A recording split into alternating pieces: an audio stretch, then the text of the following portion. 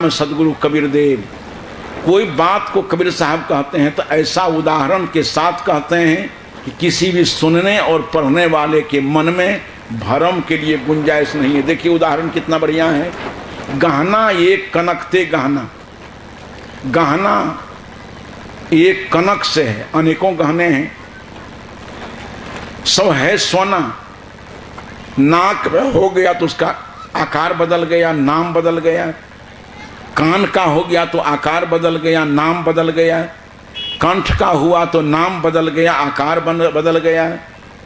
और सभी अंगों के आभूषणों को उतार करके अगर स्वर्णकार को दीजिए कि सोना बना दो तो गर्म करके पीट देगा। सोना का सोना है, सोना एक ही है, आभूषण अनेक हैं। उसी तरह से आत्मा एक है, उसके अनेक नाम रूप हम लोगों ने बनाए हैं। और नाम रूप बनाने में तो हम लोग बहुत तेज हैं। ऐसा ऐसा देवता गर्भ लेते हैं, भयानक बना देते हैं, या आश्चर्य लोगों को लगे वहाँ पर ये भगवान है। ये आदमी की बुद्धि के करामात है। देखो ये गणेश देवता है आप लोगों का यहाँ है, कैसा है वो? कंठ से नीचे आदमी है और कंठ से ऊपर हाथी। अब पता नहीं किस फैक्ट्री में बना है वो, कौन विज्ञान से बना है। हाथी के गर्दन कोई ले आवे, कितना मोटा होगा वो, आदमी के गर्दन दोनों एडजस्ट करा करके। हाथी के गर्दन उखल की तरह, आदमी के गर्दन मूसल की तरह, दोनों एडजस्टमेंट कैसे हुआ? बिल्कुल अवैज्ञानिक बात है। भयानक देवता बना लेते हैं हम लोग। एक ब्रह्मा बेचारा है, उसको तो दशा बिखार करके छोड़ दिया है। ब्रह्मा कहते हैं चतुरानंद को, चार मुंह वाले को, हमको एक दिन कहा कि आप क्या पसंद होना चाहते हैं? हम कि हम जो हैं वही हमको होने दो, यही पसंद है हमको। कम से कम ब्रह्मा तो नहीं बना, चुके सोना सबसे प्रिय काम है और सोना ही झंझट में पड़ जाएगा। जो करवट लेंगे वही नाक मुंह सिर होना पर पड़ेगा, सोना मुश्किल हो जाएगा हमको। ब्रह्मा नहीं बनाओ हमको। ये सब नाम रूप आप गढ़ते रहते हैं। बस आत्मा आत्मा है, रहने दीजिए उसको। उसका विभाजन शब्दों के द्वारा नहीं करें। वही आत्मा ब्रह्म है, वही आत्मा ईश्वर है, वही आत्मा राम तत्व है। इस संबंध में आप लोग भ्रम नहीं रखिए मन में। इस भ्रम को तोड़ करके सही दिशा को प्राप्त करने के लिए श्रद्धापूर्वक सदगुरु कबीर साहब के चरणों में जाइए। सदगुरु कबीर के शरण में जाओगे तो भ्रम नहीं रहेगा। आप निसंदेह, एक बार हम चले जा रहे हैं, टमटम से जा रहे हैं खगड़िया में, उसमें हम पढ़ते पढ़ाते थे। तो हमारे दाढ़ी के बाल खूब बड़े बड़े होते थे, आप लोग देखे होंगे उस समय। सिर के बाल भी, मोछ के बाल ऐसा मालूम पड़ गया एकदम कृत्रिम है, छटा हुआ है, मोछ के बाल बढ़ते ही नहीं थे। अब टमटम पर जा रहे हैं, एक भूमिहार सज्जन उसी टमटम पर बैठा हुआ था। अब मोछ के छोटे छोटे बालों को देख करके मौलवी साहब, मौलवी साहब, मौलवी साहब, हमके कोनो चीज कहो, इंसान तो हम छेबे करें। मौलवी साहब जमाना कैसा हो गया, हम कि हाँ क्या कहें, अब तो क्या कीजिएगा। अब यहाँ से हम खगड़िया से जा रहे हैं, चातर तक पहुँचेंगे, मौलवी साहब कहते कहते तो हमको ढक दिया एकदम। हम उबे नहीं, हम कह इंसान तो है ये हैं, कहो न मौलवी कहो चाहे कुछ हो कहो। और जब हमसे वो निपटना बंद करके दूसरे से निपटने लगा, दूसरे से गप करने लगा, फुर्सत मिल गया दिमाग को। पढ़ने का अभ्यास था, शास्त्री जानते हैं, मेघदूत पढ़ाते थे छात्रों को। धूमक ज्योति सलिल मरतांग सन्निपातक को मेघ। आज सावन का महीना था, काले बादल मर्रा रहे थे आकाश में। उसको देख करके वो मेघदूत का एक काव्य सामने आया कि धूमक ज्योति सलिल मरतांग सन्नि। हम गुनगुनाए केवल, जैसे हम संस्कृत का एक श्लोक बोलते हैं। भूमिहार राम ने कहा कि पंडित जी माफ कीजिएगा, हमके क्या हुआ, कहा आपको वहीं सब मौलवी साहब कहते आ रहे हैं। यही धंधा है। ये मौलवी साहब कहो, हमको फकीर कहो, हमको साधु कहो, कोई अड़चन नहीं पड़ता है, क्योंकि हम तो जो हैं वही हैं। आपको जो कहना है सो कहो। तो मैं कह रहा था ये कि कबीर साहब ने सबका समन्वय कर दिया। आप लोग भी आकाश पाताल नापिए नहीं परमात्मा के लिए। बहुत बाबा लोग हैं जो आपके दिमाग को बहुत भटका दिए हैं। किसी ने कह दिया कि हिमालय की चोटी पर है, इसलिए वो बर्फीली जगह थी, वहां तक लोग पहुंच नहीं पाया था। आदमी तो साहस किया, हिमालय की चोटी पर भी चला गया, वहां भी कुछ पता नहीं चला। कहा हिमालय की चोटी पर तो कोई परमात्मा नाम की चीज नहीं है। कहा क्षीर सागर में रहता है। लोगों ने छलांग लगाई, धरती पर कहीं क्षीर सागर नहीं मिला। कहा क्षीर सागर का पता ही नहीं है, क्षीर सागर साई भगवान कहाँ है वहां। कहा कि व्यापक है जत्र तत्र सर्वत्र। और आदमी झंझट में पड़ गया। ये सब कोई सिद्धांत नहीं है। जब व्यापक वस्तु में भी आदमी अनुसंधान करने लगा कि व्यापक वस्तु में तो क्रिया नहीं होती है, अगर परमात्मा व्यापक है तो मुर्दा में है कि नहीं?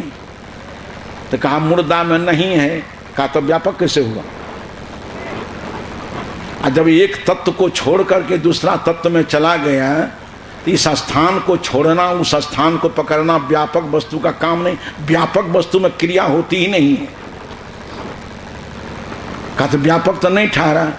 तब कहा कि सब के अंदर में है। घूर फिर करके चला आया कबीर के पॉइंट पर, जो खोजो सो यहमा वहमा नाही, सो तो याही अमर पद माही। न पूर्व दिशा में है न पश्चिम दिशा में है, उस तुम्हारे हृदय में ही प्रतिष्ठित है। लौट करके आना है कबीर की भूमिका पर, नहीं तो आदमी चक्कर काटता हुआ मझधार में रह जाएगा। सदगुरु कवि के निर्णय पर लोगों को पहुंचना होगा, आना होगा यहीं। तो कबीर ने सबका समन्वय कर दिया है। ये राम को हो, ब्रह्म को हो, ईश्वर को हो, खुदा को हो, एक ही तत्व के अलग अलग नाम है। आज बहुत ज्यादा चर्चा होती है, काफी भ्रम फैला हुआ है। बिंदु एक काल्पनिक चिन्ह है। एकदम विवेकवान होकर के सुनिए, समझिए, मनन कीजिए, निर्णय कीजिए। एक टक कहीं देखते रहो तो बिंदु का आकार बन जाएगा, बन जाता है। बिंदु कोई चीज नहीं है। बिंदु एक काल्पनिक चिन्ह है। अंधकार प्रकाश का अभाव है। प्रकाश अग्नि तत्व का विकार है। शब्द वायव्य है, चाहे ध्वन्यात्मक हो या वर्णात्मक हो, वायु के टकराव से ही शब्द बनते हैं। जहां मनुष्य के अंदर विपक्षा है बोलने की, कंठ से टकरा करके हवा, तालु से टकरा करके, जीभ से टकरा करके, दांत से टकरा करके, ओठ से टकरा करके कंठ, तालव्य, ओष्ठ वर्ण बन जाते हैं। और जहाँ केवल दो तत्वों की टकराहट से ध्वनि होती है, ध्वन्यात्मक, जिसमें अर्थ की कोई प्रतीति नहीं होती है। इन है दोनों में शब्द वायु, चाहे ध्वन्यात्मक हो या वर्णात्मक हो, वायव्य है। जहाँ वायु नहीं होगा वहाँ शब्द नहीं होगा। अब उस शब्द को लोगों ने कहा कि ब्रह्मनाद है। वो जो नीली पीली स्याही सफेदी है, कहा कि ब्रह्म ज्योति है। एक बात अनुभव करते हैं, थोड़ा अनुभव भी करते चलिए। बिंदु को देखता कौन है? बिंदु को आप देखते हो कि बिंदु आपको देखता है? ईमानदारी से बोलना, बिंदु वाले भी। बिंदु की प्रतीति होती किसको है? बिंदु को देखने वाला कौन है? प्रकाश को देखने वाला कौन है? और शब्द को सुनने वाला कौन है? अब उस सुनने वाला, देखने वाला चेतन तत्व निकल गया। अब पता करो कि बिंदु, प्रकाश और शब्द कहाँ गया। वो बिंदु, प्रकाश और शब्द प्रकृति का विकार था, प्रकृति में लीन हो गया। एक चेतन सत्ता होने से ये सारी चीजों की प्रतीतियां हो रही हैं। ऐसा भ्रम छेदक शब्द गुरु मिल जाए तो भ्रम रहेगा नहीं। वही काम सदगुरु ने किया कि पंडित बाद बदैसो झूठा, केवल बाद है वो झूठा है। वादार्थ के तरफ बढ़ो। राम के कहने से मुक्ति नहीं मिलेगी। मुक्ति मिलेगी कैसे? जैसे काश्यांग मरणान मुक्ति। देखो हमारे काशी नरेश बैठे हुए हैं, बहुत बढ़िया जगह पर बैठे हुए हैं। काशी में मरने से लोगों को मुक्ति मिल जाएगी। मुक्ति देने वाले हैं, वही देने के लिए पूर्णिया भी पहुंच गए हैं। काशी में मुक्ति दी जाती है। काश्यांग मरणान मुक्ति, काशी में मरने से मुक्ति मिलती है। तो जाने लगा काशी करवट लेने लगा लोग। बढ़िया बढ़िया तेज सवारी है, कंठगत प्राण है, ऑक्सीजनों लेकर के किसी तरह से काशी पहुंचा दो वहां अगर चले गए तो मुक्ति रखी हुई है। इतना ही कहने से काम नहीं चलेगा। काश्यांग मरणान मुक्ति अनेन पदेन काश्याम स्वरूपे स्थित्वा जहाँ शरीरम त्यजति। काशी शब्द जो है वो काश्री दीप्तों से है, प्रकाश अर्थ में। काशी प्रकाशित अर्थ में ये आत्मा है। काशी में शरीर छोड़ने से मुक्ति नहीं मिलेगी, बल्कि स्वरूप में स्थित होकर के जो शरीर को छोड़ेगा उसको शांति मिल जाएगी। उसी तरह से राम के कहे जगत गति पावे। राम के कहने से मुक्ति नहीं मिलेगी, राम को समझने से, राम को जानने से और राम में होने से मुक्ति मिल जाएगी। हम रामे राम कहना शुरू कर दिए।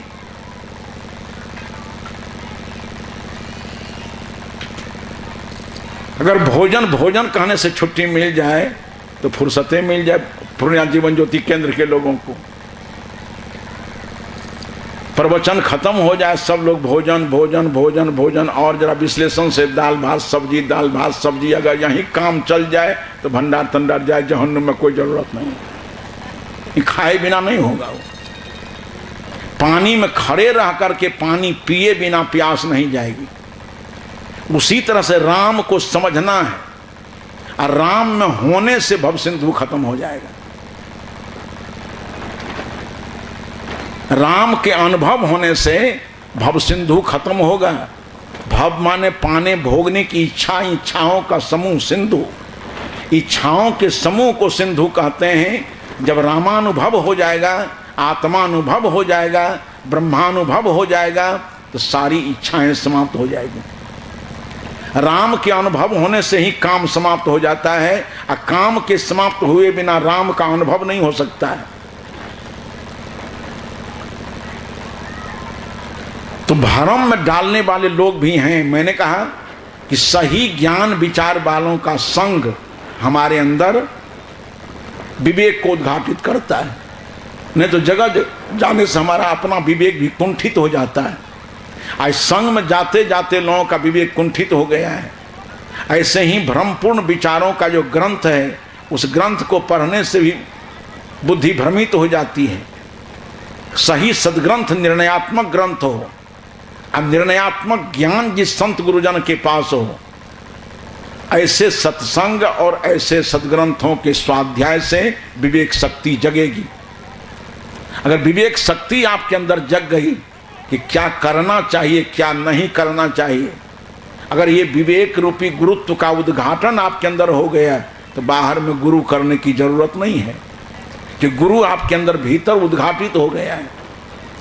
अब हो जाएगा कि प्रज्ञावान संतों का संपर्क करते रहें तो विवेक शक्ति उद्घाटित हो जाएगी।